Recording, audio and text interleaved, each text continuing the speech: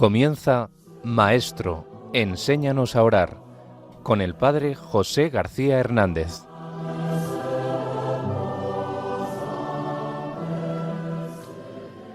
Bienvenidos un día más a nuestro programa Maestro, enséñanos a orar, donde queremos aprender juntos a hablar con Dios, a estar con Él y experimentar así su amor y su misericordia por nosotros. Juntos miramos a Jesús, nuestro Maestro, y le pedimos que de la mano de la Iglesia nos enseñe a rezar.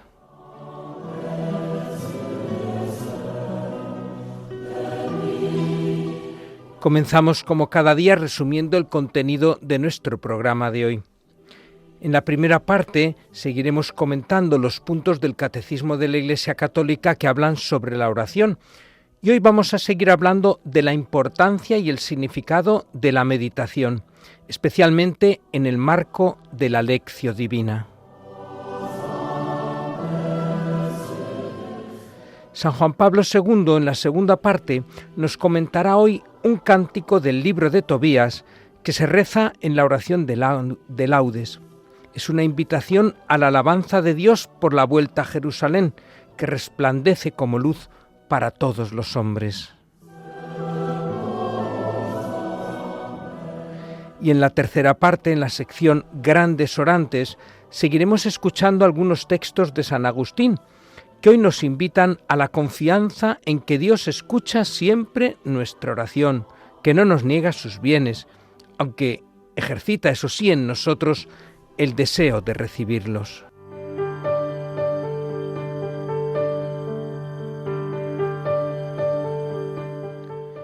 Y comenzamos también invocando al Espíritu Santo para que nos guíe en este programa y para que guíe nuestra oración.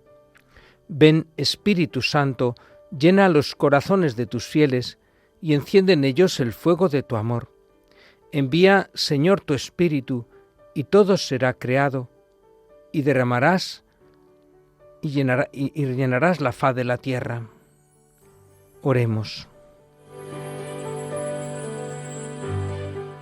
Te pedimos, Señor, que abras nuestra mente y nuestro corazón, de manera que nos dispongamos a recibir las gracias que quieres derramar sobre nosotros en este programa.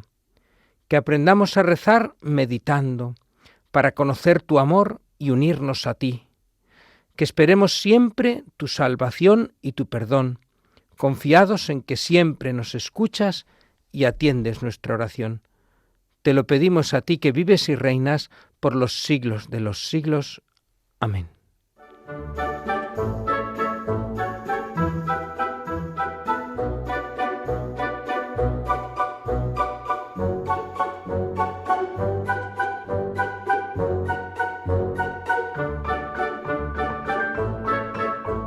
La oración en el Catecismo de la Iglesia Católica.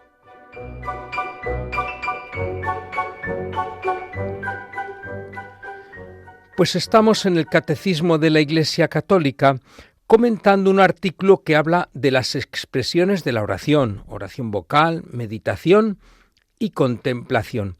Y hoy vamos a comentar el último punto que habla de la oración de meditación. Es el punto 2708. Lo escuchamos. La meditación hace intervenir al pensamiento, la imaginación, la emoción y el deseo. Esta movilización es necesaria para profundizar en las convicciones de fe, suscitar la conversión del corazón y fortalecer la voluntad de seguir a Cristo. La oración cristiana se aplica preferentemente a meditar los misterios de Cristo, como en la Lectio Divina o en el Rosario. Esta forma de reflexión orante es de gran valor, pero la oración cristiana debe ir más lejos, hacia el conocimiento del amor del Señor Jesús, a la unión con Él. Bueno, pues lo primero que nos dice este punto es que la meditación pone en funcionamiento diversas facultades del hombre. No solo es el pensamiento. La meditación no es solamente un ejercicio intelectual. También dice la imaginación. Y es verdad que la imaginación, que ya Santa Teresa la llamaba la loca de la casa, a veces puede ser un obstáculo para la meditación, pero si la encauzamos bien, también nos puede ayudar a meditar. Esto es precisamente lo que San Ignacio de Loyola, en los ejercicios espirituales, propone cuando nos invita a hacer la composición del lugar, a meternos en la escena. Es un ejercicio de nuestra imaginación que acompaña muy bien la meditación. El día que preparaba yo este programa, precisamente se leía ese Evangelio de la tempestad calmada, donde Jesús dice: «Ánimo, soy yo, no tengáis miedo».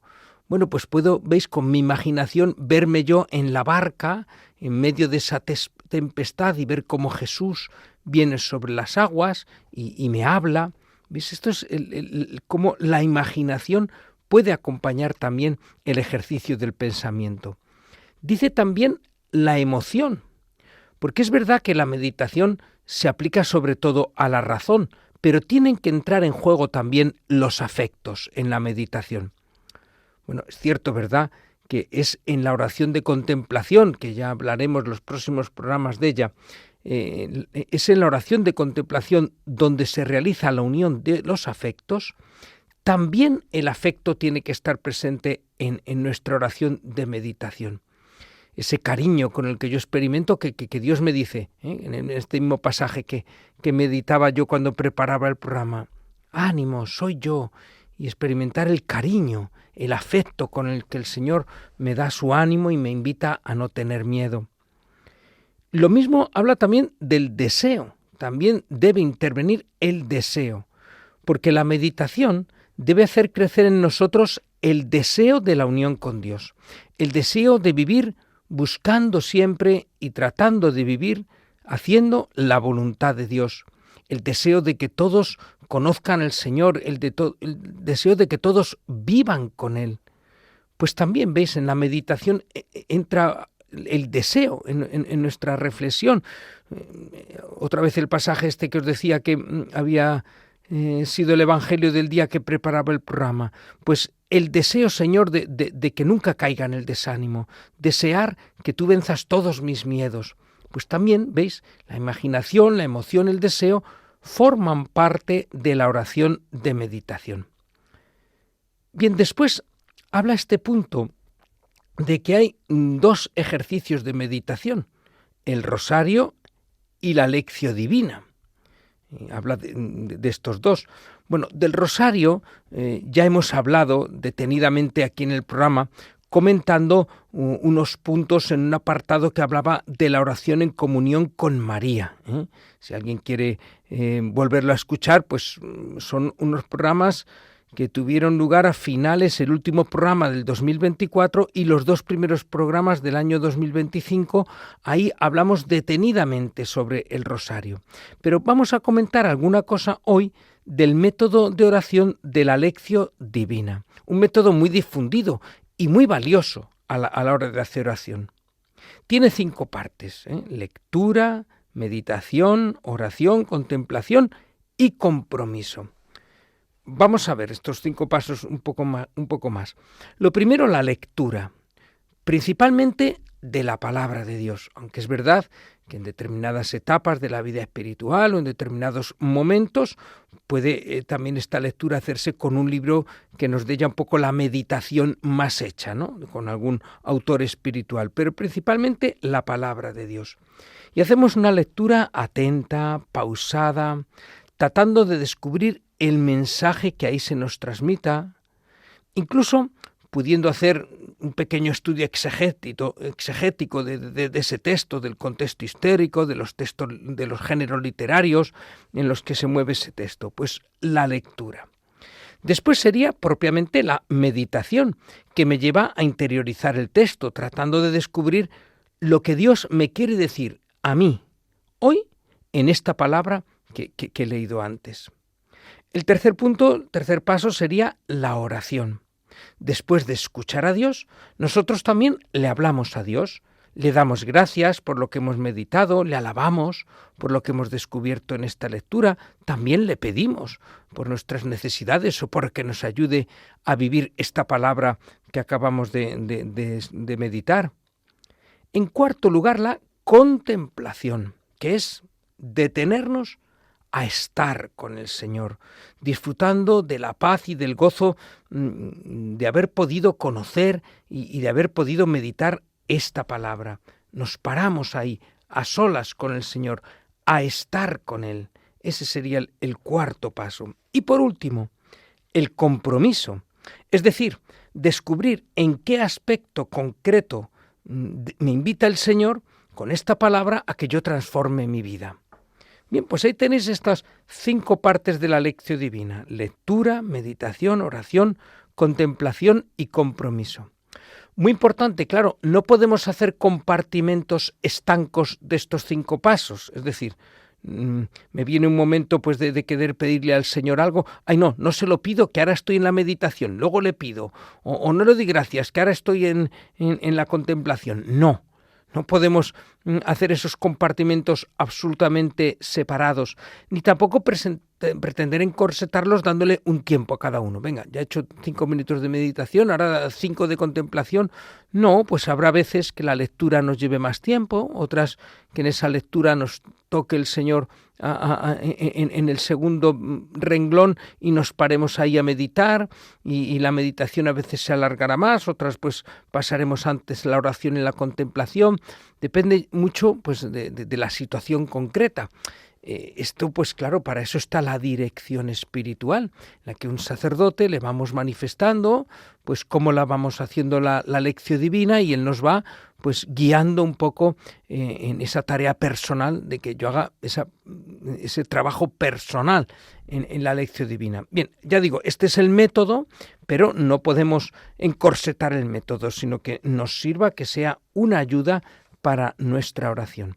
Bien, pero dentro de este método vamos a comentar un poquito más de esta segunda parte, la meditación. ¿Qué es la meditación? Pues es buscar el sentido espiritual de ese texto que he leído para aplicarlo a mi vida y darme cuenta de que Dios me habla hoy a mí en ese texto. Es buscar el sabor de las cosas divinas, buscar las aplicaciones personales que tiene ese texto para mí. Bien, para poder llegar a esto, es fundamental en nuestra vida el silencio interior. Por eso es tan importante que cultivemos esta actitud del silencio interior, también, claro, mediante el silencio exterior, en esta cultura que vivimos, donde el silencio exterior cada día es más difícil para las personas, pues buscar ese silencio exterior que me ayude al silencio interior. Bueno, pues en el pasaje que os decía antes, ¿no? que había hecho yo la lección divina el día que preparaba el programa. Ánimo, soy yo, no tengas miedo. Pues, ¿veis? Yo experimento en ese momento cómo el Señor me lo dice a mí. Bien, se trata, pues, ¿veis?, de pasar de la lectura a la inteligencia del texto, a penetrar en el misterio divino que hay en ese texto. Eso sí, siempre leído en el ámbito de la tradición de la Iglesia. Fijaros, hablando de la meditación, algunos santos han utilizado imágenes preciosas y muy gráficas que nos ayudan mediante esas imágenes a entender lo que es la meditación. Os pongo aquí algunas, ¿no? Bueno, Guigo II, un cartujo del siglo XII, compara la meditación como en un lagar en el que se exprime la uva para saciar la sed del orante. Es decir, la uva sería la palabra de Dios, pero yo ahora mediante la meditación preparo ahí pues ese zumo de uva, ese mosto que sacie mi sed. Dice también que es como buscar la chispa que haga brotar el fuego del amor en el corazón del orante. Es decir, la palabra de Dios sería la leña, voy poniendo la leña y por la meditación yo pongo la chispa que haga arder el fuego del amor de mi corazón con esa leña que es la palabra. Otra comparación que se ha utilizado en la historia de la Iglesia, la del yunque. El texto de la palabra de Dios sería como el hierro que se hace incandescente en la fragua del alma que está rezando. Y el Espíritu Santo, en el yunque de la meditación, va labrando y va dando forma a ese hierro según el Espíritu Santo nos va sugiriendo, de tal manera que yo pueda aplicar a mi vida esa palabra que he leído. igual que un hierro, ¿verdad? En el yunque se le va dando la forma concreta para el uso que se va a dar a ese hierro, pues yo aplico a mi vida ese texto. Es más conocida la comparación que hace Santa Teresa de Jesús de la meditación como sacar agua de un pozo para ir bebiendo y saciar nuestra sed. También se ha comparado la meditación con el gesto de romper un frasco de perfume, de tal manera que este perfume penetre con suavidad en los sentidos del alma. De tal manera que si no meditamos, no extraemos el perfume que está contenido ahí encerrado en la Sagrada Escritura. Pues al meditar rompo el frasco y me lleno de ese perfume. También se ha utilizado la imagen de la hormiga, que se dedica a recoger el grano en el tiempo de siega, lo acumula en el granero de su alma y así se asegura para los tiempos de escasez. Pues esto sería la meditación, ir acumulando en el granero.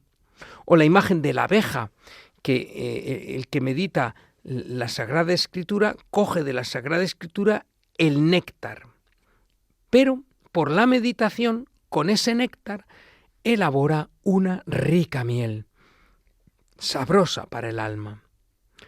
Bueno, quizás la más conocida imagen sobre lo que es la meditación es la imagen de los animales rumiantes. Los rumiantes, las vacas, ¿verdad?, que primero tragan todo el alimento, pero después de tenerlo en el estómago lo vuelven a la boca y lo van masticando, lo van rumiando. Pues así nosotros leemos la palabra y luego mediante la meditación la vamos rumiando y una y otra vez para asimilarla mejor. Bueno, y por último, también la imagen de la criba que separa la paja del trigo. Pues bien, en la meditación yo voy buscando cuál es lo sustancial de esa palabra que he recibido concretamente para mí hoy, porque a lo mejor otro día puede ser otro momento de esa palabra, pero para mí hoy, ¿qué es lo sustancial? Y separándolo de lo superfluo, y así voy discerniendo qué es lo que el Señor me dice aquí y ahora. Bueno, pues todas imágenes preciosas, ¿verdad?, para que tomemos conciencia de la importancia de meditar la palabra de Dios para que vaya penetrando esa palabra en nuestro corazón. Y así, pues veis, vamos avanzando en la comprensión de la Sagrada Escritura, en el seguimiento de Cristo. Bueno, fijaros, una observación, porque hasta el siglo XIII, en general, la meditación se solía hacer mediante la repetición pausada de los textos bíblicos. Más que meditar intelectualmente, era esa repetición de textos que se iban memorizando e iban calando en nuestro corazón. Pues es un ejercicio bonito también. Pues yo, de hecho, pues a base de repetir salmos, hay muchos fragmentos de los salmos que he ido memorizando y que me salen a veces en distintas situaciones. Pues qué bueno es esto, ¿no? Pero luego ya a partir de San Bernardo y otros autores de la época del siglo XIII, la meditación fue adquiriendo un significado más intelectual, como esta reflexión interior guiada por la razón. Aunque eso sí, como decíamos al principio, asistida también por la imaginación, la emoción y el deseo. Pues bien, en definitiva, la meditación supone una triple confrontación. Es confrontarme con el mensaje bíblico. Eso sí, iluminado por el Espíritu Santo, para penetrar en las verdades divinas que hay contenidas en ese texto. También es confrontarme con mi situación concreta, con mi propia vida, y dejarme interpelar. Y por último, es confrontarme con Dios mismo, que me aprueba o me desaprueba, que ilumina mi conciencia y me hace ver si voy por el camino correcto o el camino equivocado. Bien, por todo eso, la meditación es una llamada a la conversión del corazón y además fortalece mi voluntad de seguir a Cristo. Porque la meditación, confrontándome así con la palabra de Dios, conmigo, con mi situación concreta y con Dios, pues me hace consciente de mis incoherencias y me lleva a cambiar de vida para ser cada vez más coherente. Bueno, y concluye este punto diciendo que aunque estas formas de oración son de gran valor, la oración cristiana debe ir más lejos. que la meditación, la lección divina o el rosario. Dice, debe llevarnos a conocer el amor de Cristo y a la unión con Él. Por tanto, no olvidemos nunca que el objetivo de la meditación no es aprender muchas cosas sobre Cristo, sino que es la unión de amor con Cristo. ¿Veis? Con esto, este último párrafo de este punto nos está abriendo ya a lo que es la oración de contemplación, a la unión de amor con el Señor, que es la que comenzaremos a explicar ya en el próximo programa. Pues lo dejamos aquí, esta primera parte del Catecismo. Tenemos un momento de reflexión.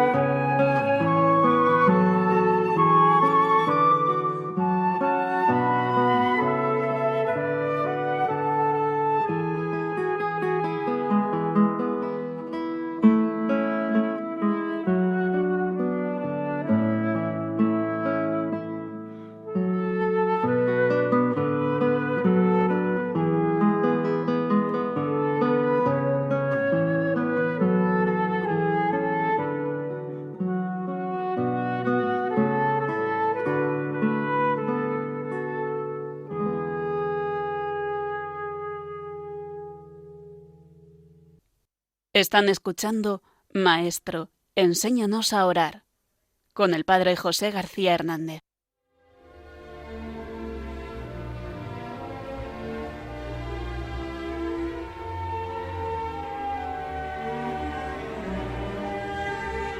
Rezar con los salmos.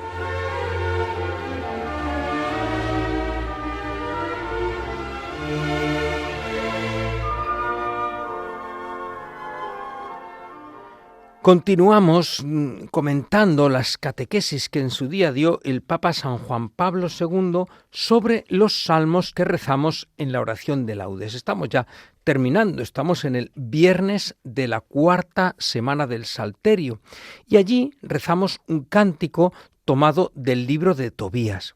Es un fragmento del cántico de Tobías porque el otro fragmento se lee y se reza en otro momento, en la primera semana del Salterio, y comentamos ya aquella primera parte del cántico, ¿no? Si queréis buscar la catequesis de esa primera parte del cántico, es del 25 de julio del año 2001, porque ahí hace el Papa una introducción al contexto histórico y del libro de este cántico. Pero hoy vamos a esta segunda parte, que lo primero que hacemos es escucharlo. Bueno, recordar también esta catequesis desde el miércoles 13 de agosto del año 2003. Y ahora escuchamos el cántico de Tobías. Que todos alaben al Señor y le den gracias en Jerusalén.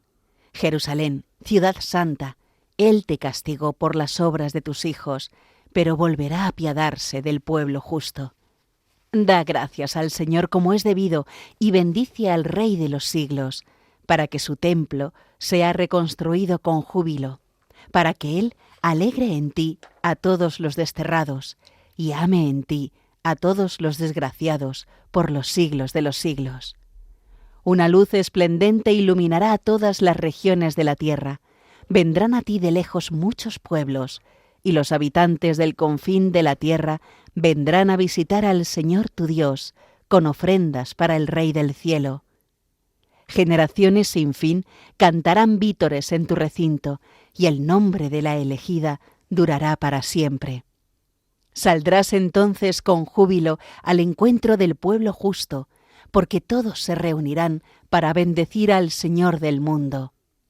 Dichosos los que te aman, dichosos los que te desean la paz. Bendice, alma mía, al Señor, al Rey soberano, porque Jerusalén será reconstruida, y allí su templo para siempre. Bueno, pues hasta aquí este fragmento, ya digo que es un fragmento de un cántico más largo que está al final del libro de Tobías. Escuchamos la catequesis del Papa. La liturgia de laudes ha cogido entre sus cánticos un fragmento de un himno que corona la historia narrada por el libro bíblico de Tobías. El himno, más bien amplio y solemne, es una típica expresión de la oración y la espiritualidad judía que se inspira en otros textos ya presentes en la Biblia. Bueno, pues veis, se inspira en otros libros y es un texto más amplio del que desarrollamos aquí, el que acabamos de escuchar. Dice, el cántico se desarrolla a través de una doble invocación. Aparece ante todo una invitación repetida a alabar a Dios por la purificación que está realizando por medio del exilio. Esta es la primera parte que ya digo que comentamos en otro programa y que forma parte de otra catequesis del Papa. Se exhorta a los hijos de Israel a acoger esta purificación con una conversión sincera. Si la conversión florece en el corazón, el Señor hará surgir en el horizonte la aurora de la liberación.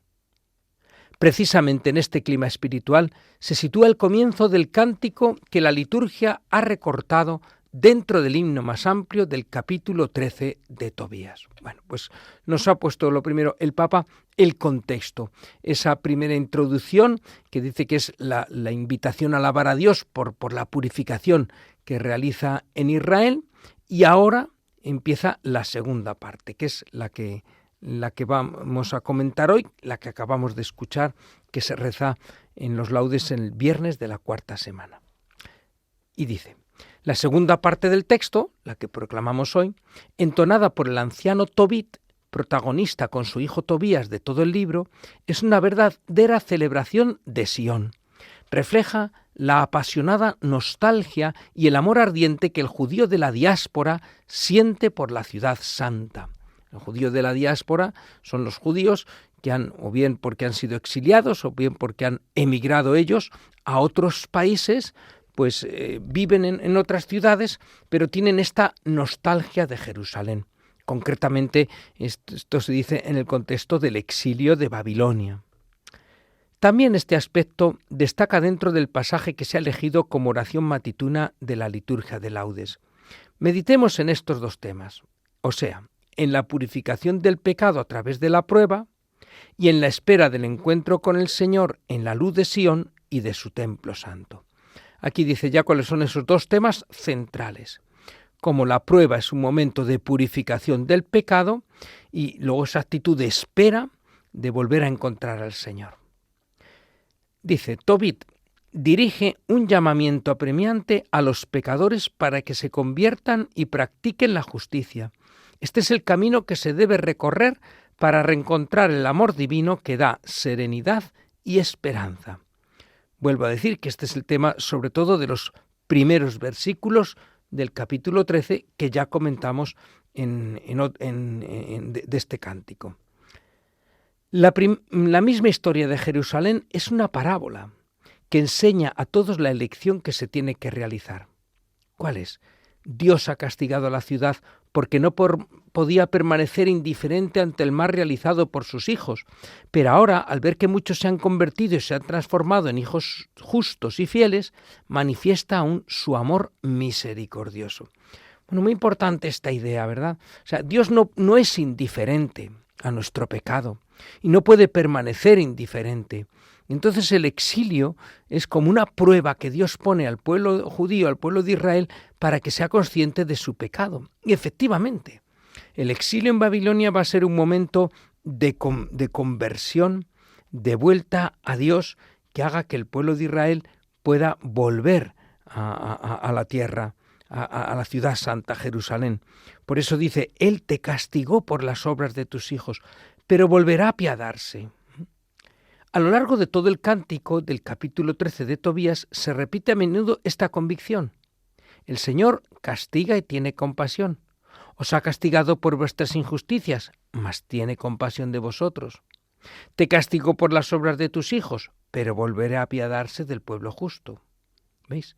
Este contraste. Dios recurre al castigo como medio para llamar al recto camino a los pecadores, sordos a otras llamadas. Claro, cuando las cosas van bien, pues nos hacemos los sordos a la llamada de Dios.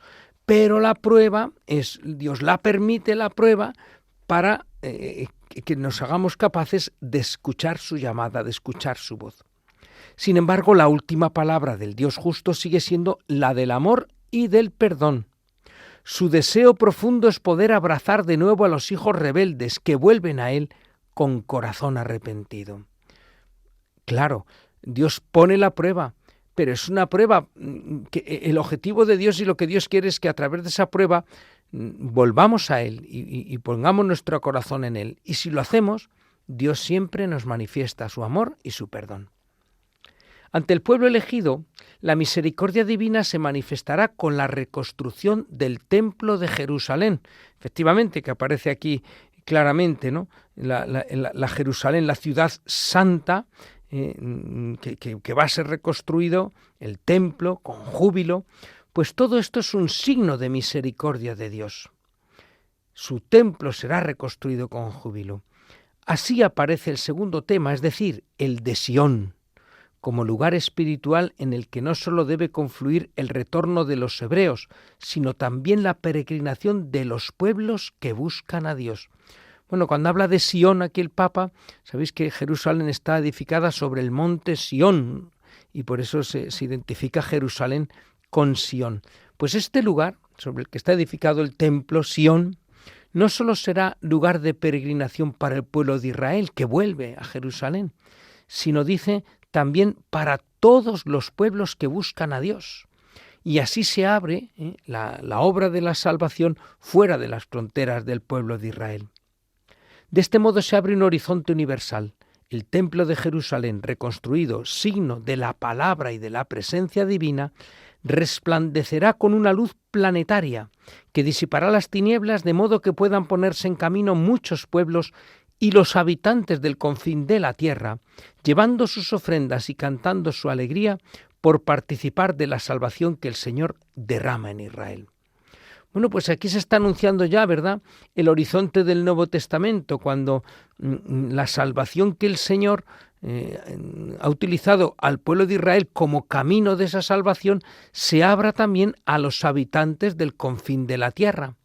Y ya luego la nueva Jerusalén pues será la Iglesia, a la que están llamados todos los hombres y mujeres del mundo a ponerse en camino y a ofrecer sus ofrendas allí. Así pues, los israelitas y todos los pueblos caminan juntos hacia una única meta de fe y de verdad. Sobre ellos, el cantor de este himno hace descender una bendición repetida, diciendo a Jerusalén: Dichosos los que te aman, dichosos los que te desean la paz. Precioso este versículo. Dichosos nosotros si amamos a esta nueva Jerusalén hoy que es la Iglesia, si buscamos el vivir la fe en el seno de la Iglesia. La felicidad es auténtica cuando se reencuentra la luz que brilla en el cielo de todos los que buscan al Señor con el corazón purificado y con el deseo de la verdad. ¿Ves? En la búsqueda del Señor, una búsqueda sincera, una vida que trata de ser pura, ahí está la felicidad. Pues bien, dice, a esta Jerusalén libre y gloriosa, signo de la Iglesia, en la meta última de su esperanza, prefigurada por la Pascua de Cristo, San Agustín se dirige con ardor en el libro de las Confesiones. Luego ahora pasamos de la Jerusalén del pueblo de Israel a la nueva Jerusalén, libre y gloriosa, que es la Iglesia, ¿no?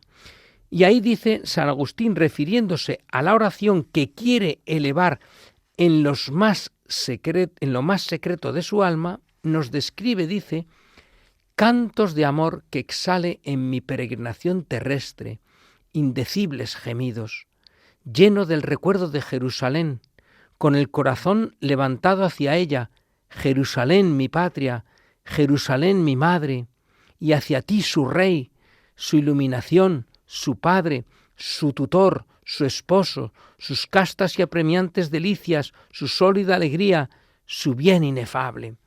Preciosas estas palabras del libro de las Confesiones de San Agustín, donde habla de la Iglesia como esta Jerusalén y de su Rey, que es Jesucristo. Y concluye, dice, con una promesa, San Agustín: y yo no me alejaré ya más de ti, hasta que unificándome después de tantas disipaciones, reformándome después de tantas deformidades, me hayas recibido en la paz de esa Madre querida, en la que están las primicias de mi espíritu y de donde me han venido mis certidumbres, para establecerme en ella para siempre.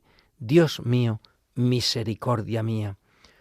Bueno, pues veis, este enamorado del Señor y de la Iglesia como es San Agustín, ya no me alejaré más de ti, le dice al Señor, y dice para que le reciba en la paz de esta Madre querida, que es la Iglesia. Y en esa Iglesia, dice, le han venido las certidumbres y quiere establecerse en esa Iglesia para siempre.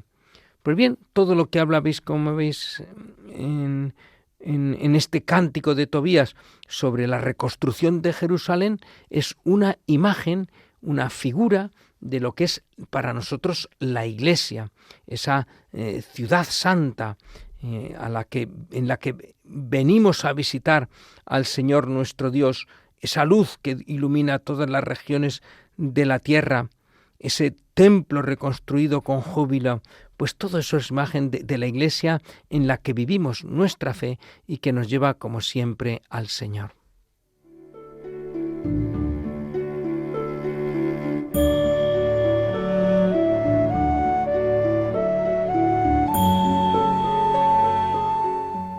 Orar con grandes orantes.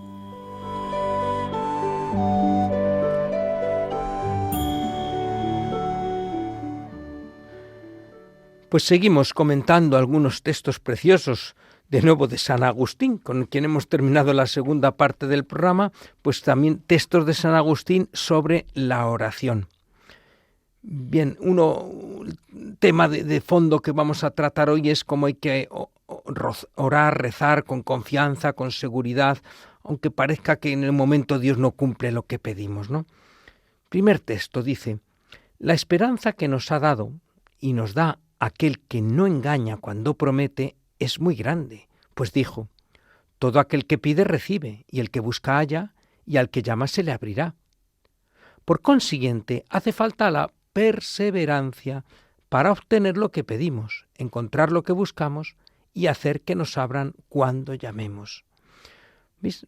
Este texto que tantas veces nos ha salido en San Agustín y también en este programa de la oración, la promesa de Jesús de que el que pide recibe, el que busca halla, el que llama se le abre, dice San Agustín, sí, pero hace falta la perseverancia en el pedir, en el buscar, en el llamar. Por eso dijo: ¿Hay por ventura alguno entre vosotros que si un hijo le pide pan le dé una piedra, o que si le pide un pez le dé una culebra?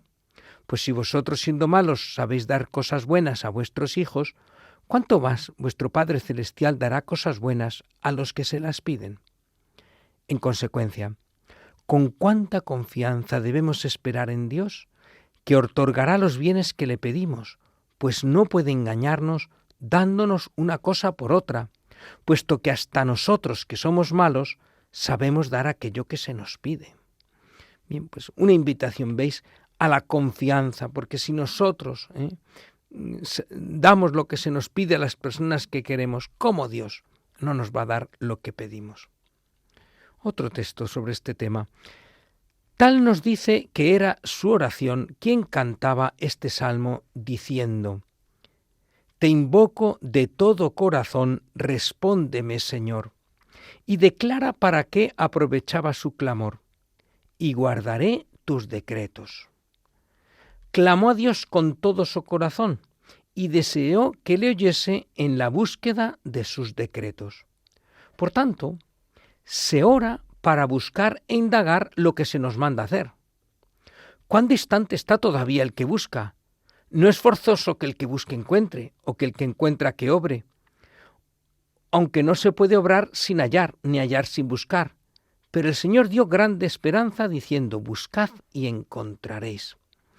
Bueno, pues fijaros que nos dice este texto, citando aquí el Salmo 118, te invoco de todo corazón. Invocamos al Señor. Pero ¿para qué? Dice, guardaré tus decretos. O sea que nuestra oración fundamentalmente es para buscar qué es lo que Dios quiere de nosotros, cuál es su voluntad para nosotros y buscar e indagar lo que nos manda hacer en nuestra vida. Aunque nos cuesta encontrarlo y será un ejercicio de búsqueda continua, ¿no? Buscad y encontraréis. Esto es muy importante porque a veces podemos ir a la oración no para buscar qué es lo que Dios quiere, sino para atraer a Dios a nuestro terreno y que haga lo que queremos nosotros, ¿no? Fijaros que Cristo en Getsemaní pues dijo, pase de mí este cáliz, no se haga mi voluntad, sino la tuya. Pero yo creo que a veces en la oración podemos desvirtuar esto y decir al revés, no se haga tu voluntad, sino la mía. Y rezo para que en lugar de tu voluntad se haga la mía. Pues claro, esto es lo que no puede ser. Lo que tiene que ser, y dice aquí San Agustín, es que nosotros busquemos, invoquemos al Señor y busquemos sus decretos, su voluntad, y así tratemos de guardarla y de cumplirla cada día. Y que nuestra oración sea un continuo buscar qué es lo que Dios quiere de nosotros.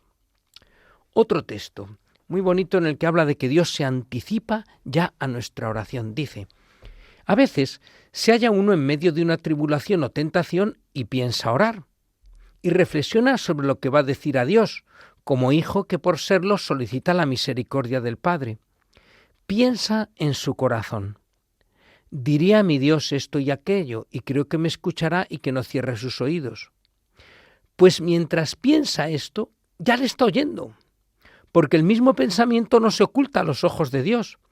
Cuando él se disponía a orar, estaba ya presente quien iba a escuchar su oración. Por eso se dice en el Salmo, dije en mi interior, declararé al Señor mi delito. Y al momento añade, y tú perdonaste mi culpa y mi pecado.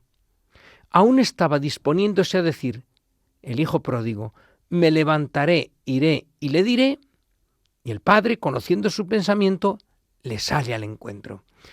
Precioso esto, ¿no? Que cuando ya estamos preparándonos para pedirle al Señor algo, o para pedirle perdón, o para volver a Él, Él ya lo sabe. Él se anticipa ya a nuestra oración, ya sabe lo que le vamos a pedir. Pero quiere aún así que se lo pidamos, ¿verdad? Pero Él se adelanta, se anticipa a nuestra oración. Otro texto en el que vemos un poco el por qué a veces el Señor dilata el concedernos lo que le pedimos. Ciertamente que muchas de las cosas que pedimos, aun cuando las pidamos en su nombre, es decir, en nombre del Salvación y según del Salvador y según las normas de su magisterio, no las hace cuando las pedimos, pero las hace. Porque ni siquiera cuando pedimos que venga el reino de Dios lo hace enseguida, llevándonos a reinar con Él en la eternidad. No nos niega lo que pedimos, sino que nos lo aplaza. Claro, dice San Agustín, en el Padre Nuestro rezamos, venga a nosotros tu reino. Claro, la culminación del reino de Dios en nosotros es el cielo. Dice, bueno, lo pedimos, pero el Señor no lo realiza inmediatamente, lo aplaza.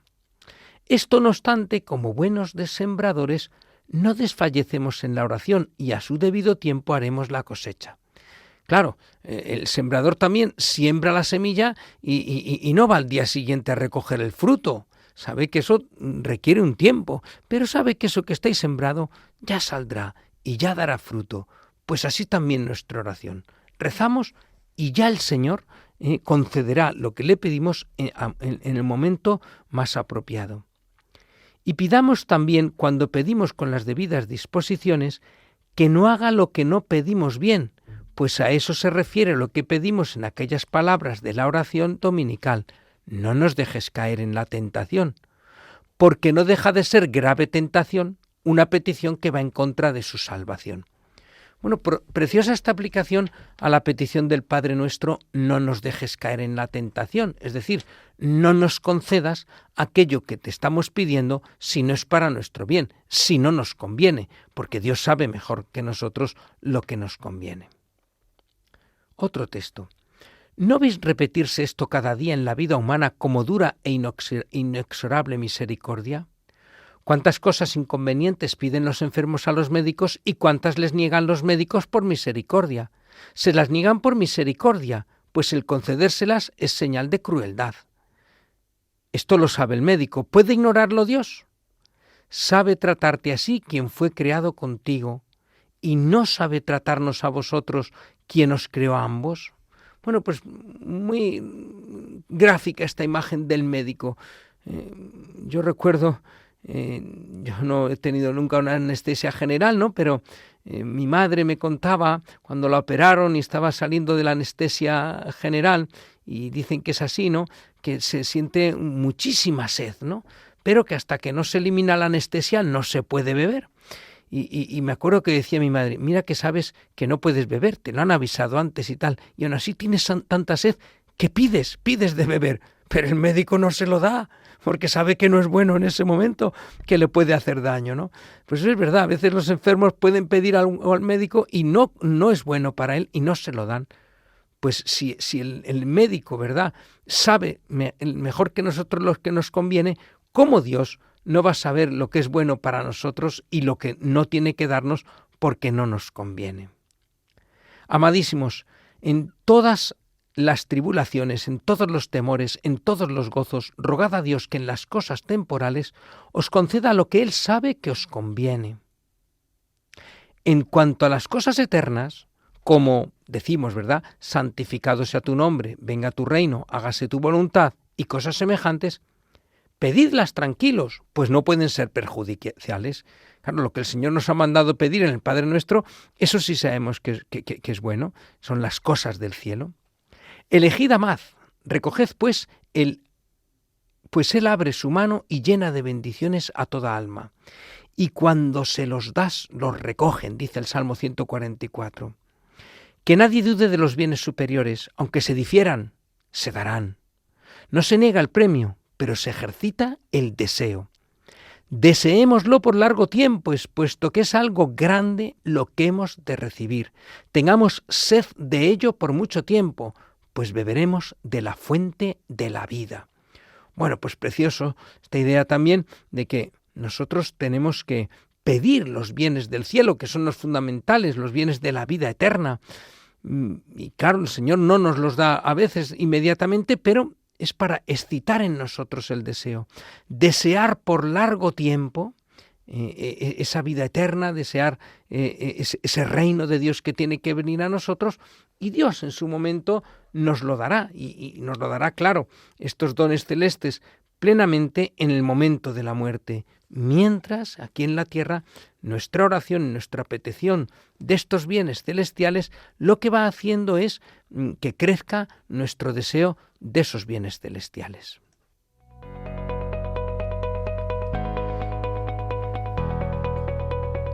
La respuesta al oyente.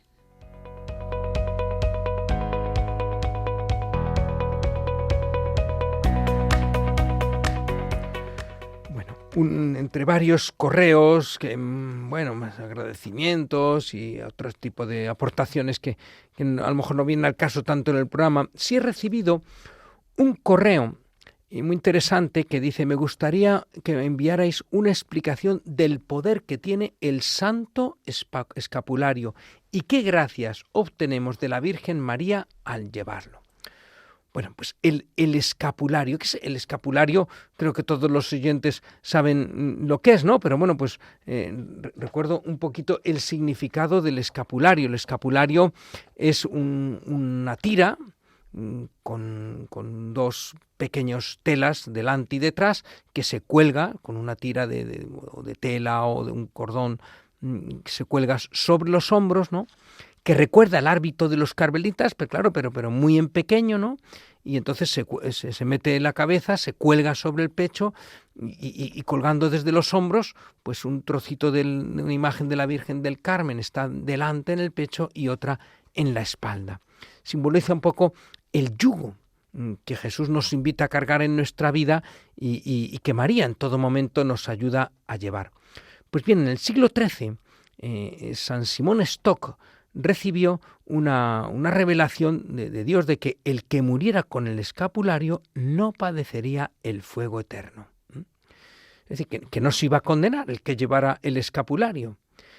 Pero eso sí, por tanto, a los que mueran con el escapulario y después, si lo necesitan, de un tiempo de expiación de sus culpas en el purgatorio, saben que por intercesión de María podrán alcanzar la patria celestial y lo antes posible, incluso, dice, a más tardar el sábado siguiente a la muerte.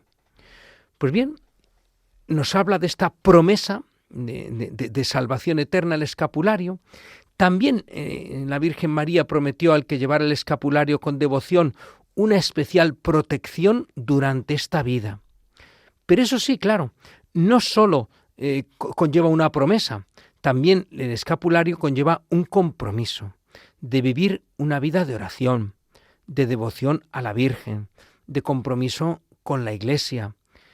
Todo esto conlleva el escapulario. Por tanto, el significado, ¿no? y el poder del escapulario es este. Primero me lleva a mí a un compromiso con Dios y con la Virgen María y con la Iglesia.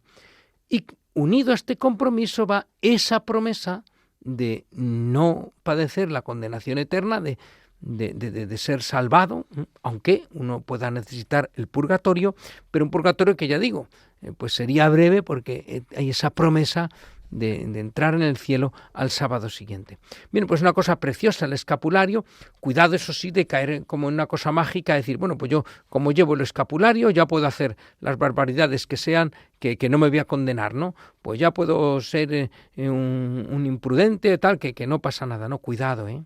Claro, hemos dicho que hay esta promesa, pero que conlleva ese compromiso de vivir nuestra vida unidos al Señor, en devoción a la Virgen y en un compromiso serio con la Iglesia. Entonces, claro, el escapulario sí es eficaz en esta promesa que Dios nos ha hecho. Bien, pues recuerden que si quieren escribir alguna aportación al programa o alguna pregunta, pueden hacerlo en el correo maestro@radiomaria.es.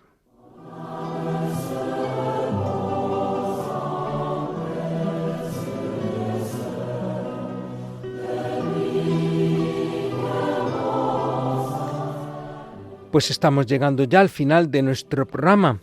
En él hemos visto hoy con el Catecismo de la Iglesia Católica cómo la meditación es el camino para profundizar en la palabra de Dios, en lo que Dios me quiere decir a mí hoy, a través de esta palabra, y que así transforme mi vida a la luz de esa palabra.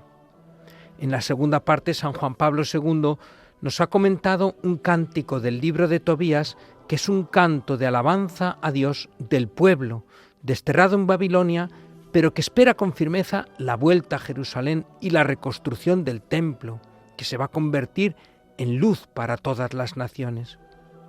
Por último, San Agustín nos ha invitado a rezar siempre con confianza y con la seguridad de que Dios siempre nos escucha y nos atiende, aunque a veces, eso sí, tarde en cumplir sus promesas para cultivar nuestro deseo.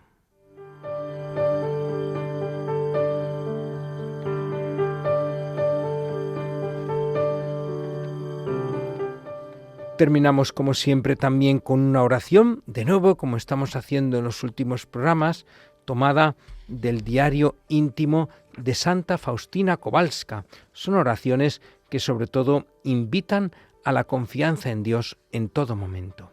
Rezamos con Santa Faustina Kowalska. Oh mi Jesús, a pesar de la noche oscura en torno mío y de las nubes sombrías que me cubren el horizonte, sé que el sol no se apaga. Oh Señor, aunque no te puedo comprender ni entiendo tu actuación, confío sin embargo en tu misericordia. Si es tu voluntad, Señor, que yo viva siempre en tal oscuridad, seas bendito. Te pido una sola cosa, no dejes que te ofenda de ningún modo. Oh Jesús mío, solo tú conoces las añoranzas y los sufrimientos de mi corazón. Me alegro de poder sufrir, aunque sea un poco por ti.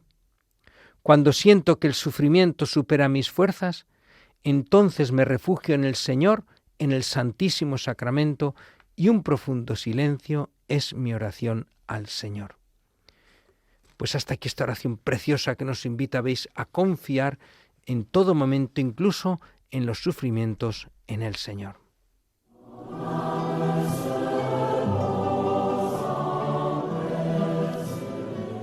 Terminamos aquí nuestro programa de hoy. Muchas gracias a todos por acompañarnos.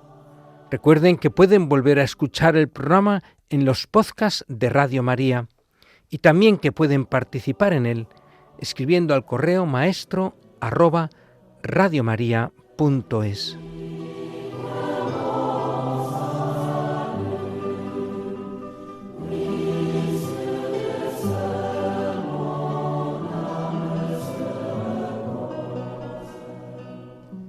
Han escuchado Maestro, enséñanos a orar, con el Padre José García Hernández.